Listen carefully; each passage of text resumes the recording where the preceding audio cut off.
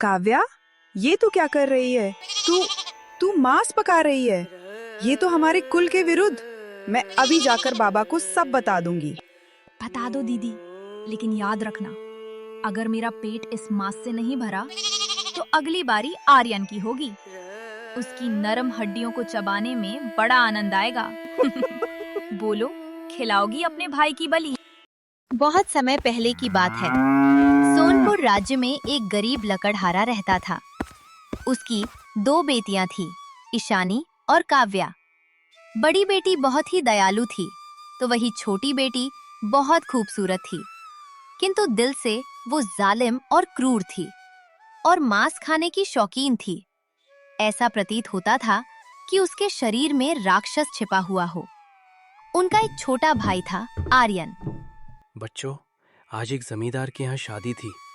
वहां से कुछ बचा हुआ खाना लाया हूँ। लो, मिलकर खा लो। लाइए बाबा, मैं आर्यन को खिला देती हूँ। बाबा, क्या हम पूरी उम्र यही घास फूस खाएंगे?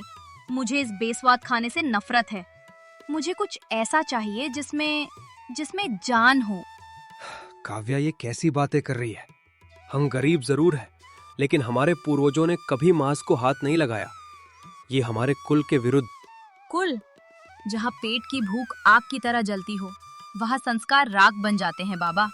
भूख इंसान को जानवर बना देती है काव्या, पर तेरी आंखों में जो भूख है वो पेट की नहीं, किसी और ही चीज की है।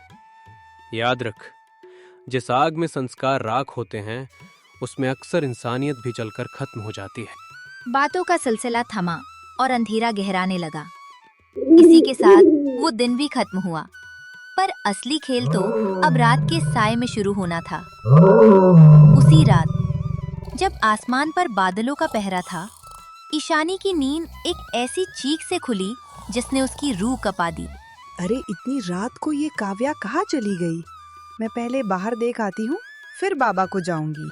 इतना कहकर ईशानी झोपड़ी से बाहर निकलती है और काव्या को ढूंढने लगते हैं। तभी वो जो देखती हैं, उसे देख उसकी होश उड़ जाती है। काव्या झोपड़ी के पीछे अंधेरे में बैठी है, एक मृत पक्षी को आग में पका रही होती है। काव्या, ये क्या है? तू ये क्या कर रही है? एक मासूम की जान ले रही हैं। मैं अभी बाबा को सब बताती हूँ। चुप रहो दीदी, अगर बाबा को पता चला तो वो मुझे मार डालेंगे। मैं क्या करूं? मेरा ये अनाज से मेरा पेट नहीं भरता है। मुझे ये मांस और बहता हुआ खून, ये सब मुझे ताकत देता है। क्या आपको नहीं लगता कि मेरी त्वचा अब और भी चमकने लगी है? तू अब मेरी बहन नहीं है काव्या, तू तो अब एक पिशाचनी बन रही है। मैं कल ही बाबा को सब बता दूंगी। बता देना दीदी, मुझे कोई डर नहीं। पर याद रखना, जिस दिन इस बेस्वाद खाने से मेरा मन भर गया, उस दिन मेरी नजर छोटे भाई आर्यन पर होगी। कितना मासूम है ना वो। उसका मांस कितना नरम और कोमल होगा, सोचा है कभी? इतना सुनते ही ईशानी कांप उठती है और वहां से चुपचाप चली जाती है। वो अपने छोटे भाई आर्यन की जान बचाने के लिए इस राज अपने सीने में दफन कर लेती है। अगली सुबह। ईशानी, अरे ओ ईशानी, कहाँ रह गई बेटी? जरा इधर तो आ। हाँ बाबा, कहिए। बाबा, इतनी सुबह सुबह कुल्हाड़ी लेके जंगल क्यों जा रहे हैं? अभी तो ठीक से सूरज की किरणें भी नहीं फूटी हैं। बेटा, जंगल के किनारों ने अब साथ देना छोड़ दिया है। सूखी लकड़ियों के लिए अब उस अंधेरे में गहरे उतरना होगा, जहां सूरज की रोशनी भी नहीं पहुंचती। वहां से गट्ठर लाना और फिर बाजार तक ले जाना, इसमें बहुत समय लगता है। अगर आज देर हुई तो याद रखना, घर का चूल्हा कल की तरह फिर ठंडा रह जाएगा। ठीक है बाबा, आप अपना ख्याल रखिएगा। जंगल में अब जानवरों का खतरा और भी बढ़ गया है। जंगली जानवरों का क्या है बेटी, वो तो एक बार में मारते हैं, पर ये जो पेट की भूख है ना, ये तिल तिल मारती है। अच्छा, अब मैं चलता हूँ। इतना कहकर माधव कुल्हाड़ी उठाकर जंगल की ओर चल पड़ता है। सूरज धीरे धीरे आसमान की ऊंचाई चढ़ रहा था। माधव कुल्हाड़ी लिए खाली पेट जंगल की पगडंडियों पर बढ़ रहा था। उसके चेहरे की झुर्रियां उसकी मेहनत की गवाही दे रही थीं। जैसे ही वो एक पुराने सूखे पेड़ के पास पहुंचा, उसने गहरी सांस ली और अपनी कुल्हाड़ी नीचे रखी। बस आज कुछ लकड़ियां मिल जाएं तो बच्चों को भूखा नहीं सोना पड़ेगा। हे भगवान, मेरी मेहनत की लाज रखना। आज मेरा हाथ खाली ना रहने देना। इतना कहकर माधव जैसे ही अपनी कुल्हाड़ी लकड़ी काटने के लिए उठाता है, तभी जंगल की खामोशी को चीरती हुई एक दर्दनाक आवाज उसके कानों से टकराती है, जैसे कोई अपनी अंतिम सांसों के साथ मदद के लिए पुकार रहा हो। अरे, ये कैसी कराहने की आवाज है? ऐसा लग रहा है जैसे कोई बहुत बड़ी मुसीबत में फंसा है। इंसानियत के नाते मुझे जाकर देखना होगा। इतना कहते ही माधव की भूख और थकान हवा हो गई। वो बिना सोचे समझे उस दिशा की ओर भागा जहां से मौत को पुकारती हुई वो कराहे आ रही थी। घनी झाड़ियों को चीरते हुए जब माधव वहां पहुंचा तो उसकी रूह कांप उठी। सामने कोई साधारण मंजर नहीं था। खून से लथपथ जमीन पर उस राज्य के युवराज अपनी आखिरी सांसें गिन रहे थे। उनके बगल में उनका वफादार घोड़ा भी बेसुध पड़ा था, जैसे मौत ने एक साथ 2 शिकार किए हों। अरे युवराज, आप यहाँ इस निर्जन वन में इस हालत में? हे ईश्वर, क्या किसी जंगली जानवर ने आप पर हमला किया है? नहीं, ये किसी जानवर का हमला नहीं, मेरी किस्मत का क्रूर खेल है। मैं शिकार के पीछे सेना से बिछड़ गया था, पर झाड़ियों में छिपे उस काल को नहीं देख पाया। एक काले नाग ने मुझे डस लिया है। देखो, मेरे वफादार घोड़े ने मुझे बचाना चाहा, पर उस दुष्ट नाग ने उसे भी नहीं बख्शा। नाग? युवराज, आप हिम्मत मत हारिए। मैं अभी कुछ जड़ी बूटी ढूंढता हूँ या किसी को मदद के लिए बुलाता हूँ। आप चंद्रगढ़ की उम्मीद है, आप ऐसे दम नहीं तोड़ सकते। अब बहुत देर हो चुकी है। जहर मेरी रगों में आग की तरह दौड़ रहा है और शरीर पत्थर होता जा रहा है। शायद चंद्रगढ़ का भविष्य आज इसी मिट्टी में दफन होना लिखा है। सुनो, हिम्मत जुटाओ और राजमहल भागो। उन्हें बताना कि मेरा अंत निकट है। जाओ, इससे पहले कि सांसें साथ छोड़ दे। युवराज, धैर्य रखिए, घबराइए मत। मुझे जड़ी बूटियों की जानकारी है। आप रुकिए, मैं अभी जड़ी लाता हूँ। इतना कहकर माधव बिना एक पल गवाए पास की झड़ियों से जड़ी बूटी की एक पत्तियां तोड़कर उसका लेप युवराज के घाव पर लगा दिया और वही लेप घोड़ा के घाव पर भी लगा दिया। युवराज, अपनी आंखें खुली रखिए। ये वन औषधि जहर को सोख लेगी। बस कुछ क्षण और। कुछ देर बाद युवराज की तबीयत सामान्य होती है और वो और उनका घोड़ा उठकर खड़ा हो जाता है। हे वृद्ध, तुमने आज न केवल मुझे बल्कि मेरे प्रिय घोड़े को भी नया जीवन दिया है। इस जंगल में तुम मेरे लिए देवदूत बनकर आए हो। बोलो, क्या चाहिए तुम्हें? स्वर्ण मुद्राएं, जागीर? मैं युवराज, आपका रक्षा करना ये तो मेरा धर्म था। ये स्वर्ण मुद्राएं मेरे जैसे गरीब के क्या काम आएंगी? धन तो आज है, कल चला जाएगा। बस मेरी 2 बेटियां और एक छोटा बेटा है। अगर आपकी कृपा हो तो बस उनका भविष्य संवर जाए। मेरी बड़ी बेटी ईशानी बड़ी ही गुणवान और सेवा भावी है। आप उसे अपने महल की रानी बना ले, बस यही मेरी इच्छा है और मुझे कुछ नहीं चाहिए। लकड़हारे, तुम्हारी ईमानदारी ने हमारा दिल जीत लिया। हम इस राज्य के युवराज हैं और आज हम ये वचन देते हैं, तुम्हारी ज्येष्ठ पुत्री ईशानी सोनपुर राज्य की कुलवधू बनेगी। आज से 1 महीने बाद शाही पालकी तुम्हारे द्वार पर होगी। तुम्हारी बेटी अब लकड़हारे की बेटी नहीं, सोनपुर की महारानी कहलाएगी। इतना कहकर युवराज वहां से चले जाते हैं। इधर युवराज की बातें सुन माधव की आंखों से खुशी के आंसू छलक आए। वो समझ गया कि आज भले ही इस कुल्हाड़ी से लकड़ी नहीं काटी, पर आज अपने गरीबी की जंजीर जरूर काट दी है। यही सब सोचते सोचते वो अपने घर की ओर जा रहा था। मेरी ईशानी, मेरी बच्ची, अब उसे फटे कपड़ों में चूल्हे का धुआं नहीं सहना होगा। अब मेरा बेटा आर्यन राजकुमारों की तरह पड़ेगा। हे ईश्वर, आज तूने मेरे बच्चों के सारे सपने पूरे कर दिए। अब लकड़हारे की झोपड़ी में खुशियों का सूरज उगेगा। यही सब कहते कहते वो अपने घर की ओर जा रहा था और कुछ ही देर में अपनी झोपड़ी पहुंचता है और बड़े जोर से आवाज लगाता है। ईशानी, ओ ईशानी, काव्या, कहाँ हो सब? बाहर तो आओ, देखो भगवान ने हमारी सुन ली। तभी माधव के सभी बच्चे माधव के पास आते हैं। क्या हुआ बाबा, आज आप इतने खुश क्यों हैं? क्या आज बाजार में लकड़ियाँ महंगी बिकी हैं? नहीं बेटी, आज लकड़ियाँ नहीं, हमारी किस्मत बिकी है। आज जंगल में युवराज विक्रांत का जीवन संकट में था और विधाता ने मुझे उनकी सेवा का अवसर दिया। युवराज ने प्रसन्न होकर मुझे ये वचन दिया है कि वे तुझे सोनपुर की महारानी बनाएंगे। 1 महीने बाद तुम्हारी शादी है। वाह, दीदी रानी बनेगी। दीदी की शादी होगी, फिर तो हमें कभी भूखा नहीं सोना पड़ेगा। ईशानी की आंखें जहाँ शर्म से झुक गईं, वहीं काव्या का चेहरा नफरत से सफेद पड़ गया। अपनी बहन को महारानी बनते देखना उसके कलेजे पर पत्थर रखने जैसा था। दिन बीतते गए और अब शादी में सिर्फ 1 दिन बचा था। पूरा घर सो रहा था, पर काव्या की आंखों में नींद नहीं, प्रतिशोध की आग दहक रही थी। वो चाहकर भी अपनी चिढ़ और गुस्से को जुबान पर नहीं ला पा रही थी, पर उसका मन किसी गहरे षड्यंत्र की योजना बना रहा था। ईशानी, तू रानी नहीं बन सकती। नहीं, वो सिंहासन, वो गहने और राजकुमार सब मेरा होना चाहिए। अगर तू मेरे रास्ते से नहीं हटी तो मैं तुझे इस दुनिया से ही हटा दूंगी।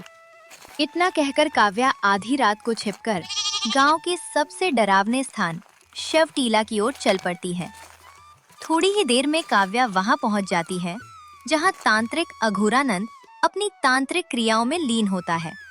तभी एक आवाज आती है। रुक जाओ, तुम कौन हो और तुम्हारी हिम्मत कैसे हुई मेरी तांत्रिक क्रियाओं में बाधा डालने की? बाबा, मुझे क्षमा कर दे, मैं काव्या हूँ। मुझे आपकी मदद चाहिए, बदले में आप जो मांगेंगे वो मैं दूंगी। ठीक है, बोल, तुझे क्या चाहिए? बाबा, मुझे मेरी बहन का रूप चाहिए और उसे हमेशा के लिए खत्म करना है। बताइए मुझे इसके लिए क्या करना होगा? बेटी, ये इतना आसान नहीं है। इसके लिए तुझे एक मायावी भस्म और श्रापित जल लेना होगा। पर याद रहे, ये रूप हमेशा के लिए चाहिए, तो इसके बदले तुझे अपने ही सगे भाई रक्त पिना होगा। नहीं तो थोड़े ही दिनों में अपने पहले वाले रूप में आ जाएगी। मुझे सब मंजूर है बाबा, बस मुझे वो मायावी भस्म और श्रापित जल दे दीजिए। इतना कहकर तांत्रिक ने काव्या को एक रूप बदलनी भस्म और अदृश्य जल दिया और उससे कहा, जब ये जल तुम अपनी बहन पर छिड़कोगी तो वो एक बेबस उल्लू बन जाएगी और ये भस्म लगाते ही तुम ईशानी का रूप ले लोगी। धन्यवाद बाबा, अब मैं चलती हूँ। सुबह होने से पहले मुझे घर पहुँचना होगा। इतना कहकर काव्या मायावी भस्म और श्रापित जल लेकर घर की ओर चल पड़ती है। कुछ ही देर में काव्या घर पहुंच जाती है और मायावी भस्म और श्रापित जल को छिपा कर रख देती है। अब मुझे बस मेरी जीत का इंतजार रहेगा और ईशानी की हार का सोनपुर की रानी तो मैं ही बनूंगी। अगली सुबह जब सूरज की सुनहरी किरणें सोनपुर पर पड़ी तो पूरा गांव उत्सव में डूबा था। ढोल नगारों की आवाज के साथ युवराज विक्रांत की बारात और महराज माधव के द्वार पर पहुंचे। शहनाइयों की गूंज के बीच ईशानी और युवराज का विवाह संपन्न हुआ। माधव की आंखों से खुशी के आंसू रुक नहीं रहे थे। वो बार बार अपनी बेटी को देखकर ईश्वर का धन्यवाद कर रहा था, लेकिन फिर वो लम्हा आया जिसने सबका दिल भारी कर दिया। विदाई का समय। डोली सज चुकी है, चारों ओर उदासी का माहौल है।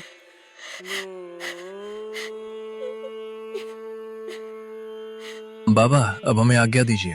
सूरज ढलने से पहले हमें महल पहुंचना होगा और रास्ता थोड़ा लंबा और पथरीला है, इसलिए अब हमें निकलना चाहिए। ठीक है युवराज, जैसा आप कहें। अब मेरी बेटी आपके भरोसे है। बेटी ईशानी, हमेशा धैर्य और ममता बनाए रखना। महलों की चमक में अपनी सादगी मत खोना। जैसे ही सभी जाने वाले होते हैं तभी काव्या अपनी आंखों में नकली आंसू भरे युवराज के सामने हाथ जोड़कर खड़ी हो जाती है। युवराज, मेरी बहन मेरा जीवन है। इसके बिना घर शमशान जैसा लगेगा। क्या मैं कुछ दिनों के लिए ईशानी दीदी के साथ महल चल सकती हूँ? अरे काव्या, इसे पूछने वाली क्या बात है? ईशानी का घर तुम्हारा भी घर है, तुम खुशी खुशी हमारे साथ चलो। कोई भी काव्या की चाल समझ नहीं पाया और उसे साथ ले जाने के लिए मान गए। काव्या मन ही मन खुश हो रही थी, उसका जाल बिछ चुका था। वो भी ईरानी के साथ महल पहुंच गई। चारों ओर खुशी का माहौल था। तभी युवराज ईशानी से कहते हैं, ईशानी, काव्या, तुम दोनों कक्ष में जाकर आराम करो, मुझे दूसरे राज्य जाना होगा अभी। इतना कहकर युवराज चले जाते हैं। ईशानी और काव्या भी कक्ष की ओर जाती है। रात का सन्नाटा सोनपुर राज्य के राजमहल को घेरे हुए था। हर कोई गहरी नींद में था, लेकिन राजकुमारी काव्या की आंखों में प्रतिशोध की ज्वाला जल रही थी। ईशानी, जो साक्षात करुणा की मूरत थी, बेखबर सो रही थी। यही सही मौका है। ईशानी, तूने हमेशा सबका दिल जीता, लेकिन आज मैं तुझे हमेशा के लिए हरा दूंगी।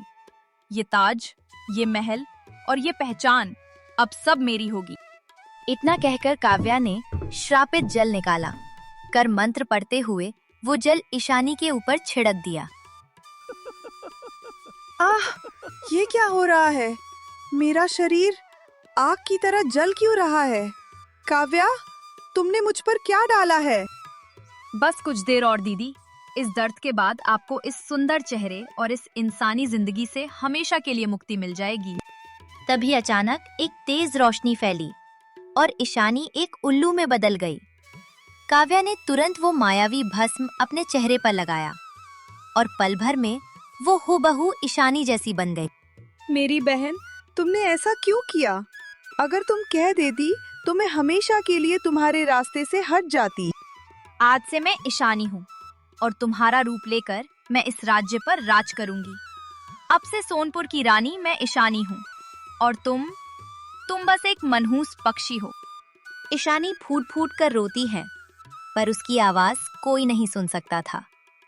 तभी काव्या ने उसे अपने हाथों में लिया और रात के अंधेरे में महल से बाहर निकल जाती है और चलते चलते महल के पिछवाड़े एक तालाब के पास जाकर रुक जाती हैं। तुम हमेशा के लिए इसी तालाब में डूबकर मर जाओगी। किसी को पता भी नहीं चलेगा कि असली रानी कहाँ गई। इतना कहकर काव्या निर्दयता से ईशानी को तालाब के पास छोड़ देती है और वहां से वापस महल आ जाती है। अगली सुबह दासी ईशानी के लिए फल और दूध लेकर आती है, जिसे देख ईशानी को बहुत गुस्सा आता है। इसे रख दो और बाहर जाओ। आज से मेरी अनुमति के बिना कोई भीतर नहीं आएगा। महल पहुंचकर काव्या ईशानी के रूप में रानी तो बन गई थी, लेकिन उसकी पुरानी आदत नहीं छूटी थी।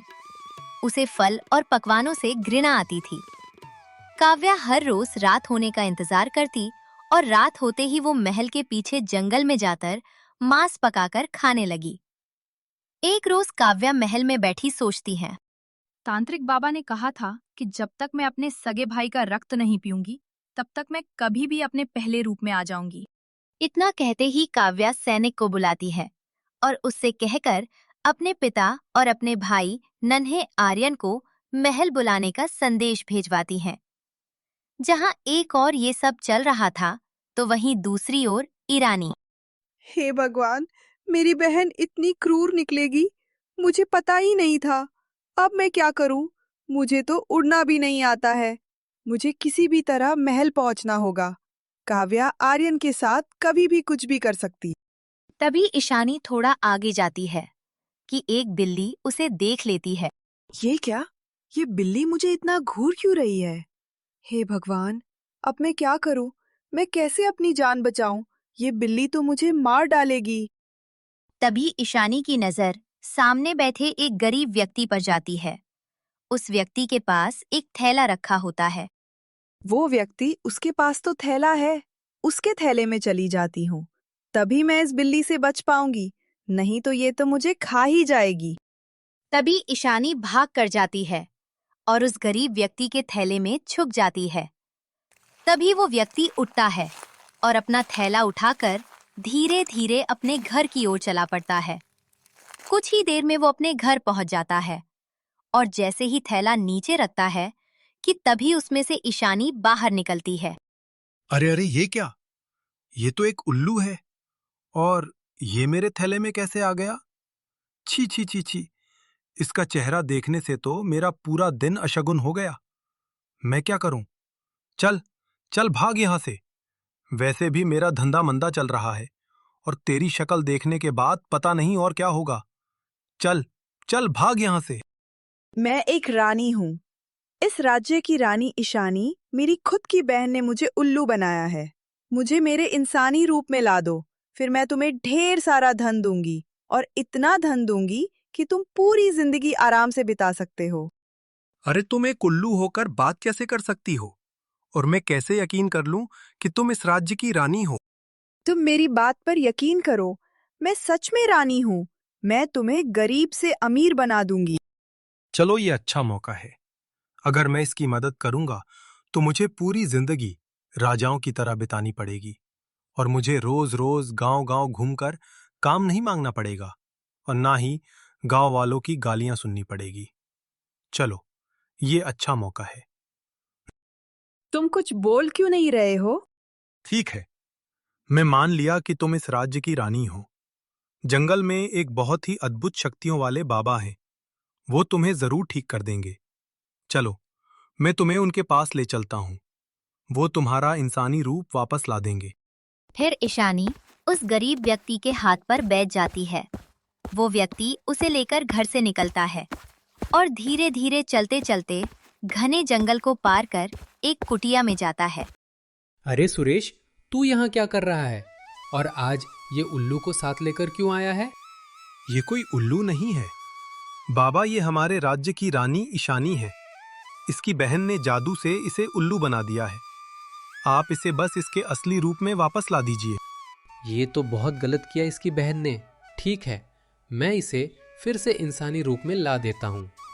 इतना कहते ही साधु बाबा अपने कमंडल से जल निकालते हैं और कुछ मंत्र पढ़कर ईशानी के ऊपर छिड़क देते हैं।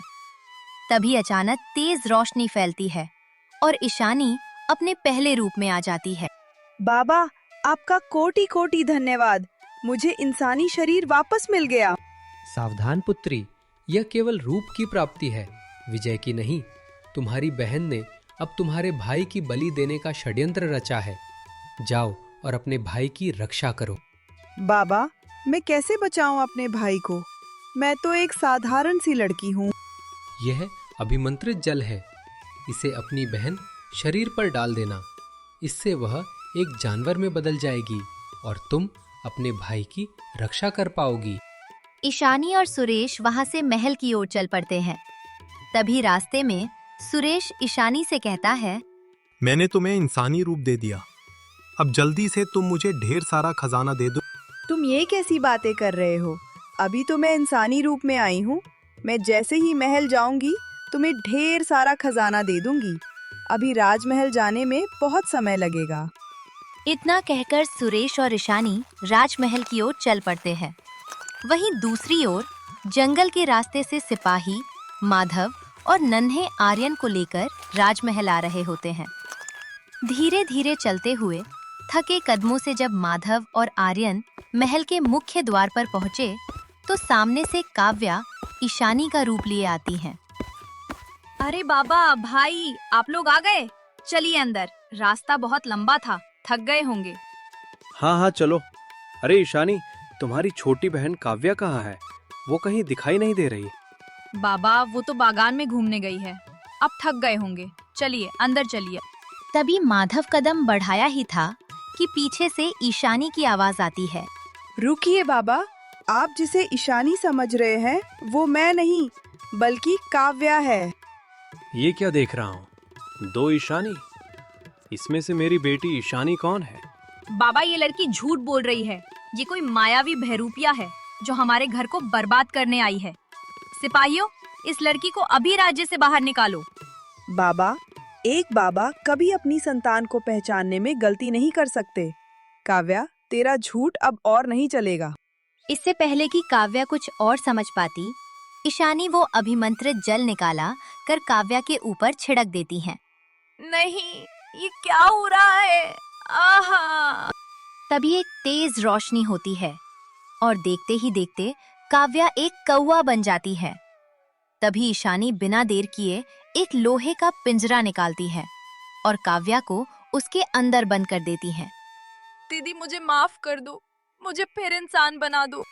पिंजरे के भीतर काव्या फड़फड़ाती रहती है, रोती रहती है, पर उसकी ओर कोई देखता नहीं है। यही काव्या की नियति थी। महल में रानी बनकर रहने का सपना देखने वाली आज एक लोहे के पिंजरे में कैद एक मामूली पक्षी बनकर रह जाती हैं।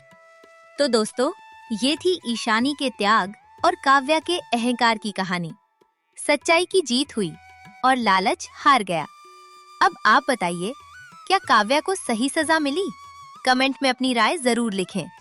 कहानी पसंद आई हो तो लाइक करें और ऐसी ही रोमांचक कहानियों के लिए चैनल को सब्सक्राइब करना ना भूलें।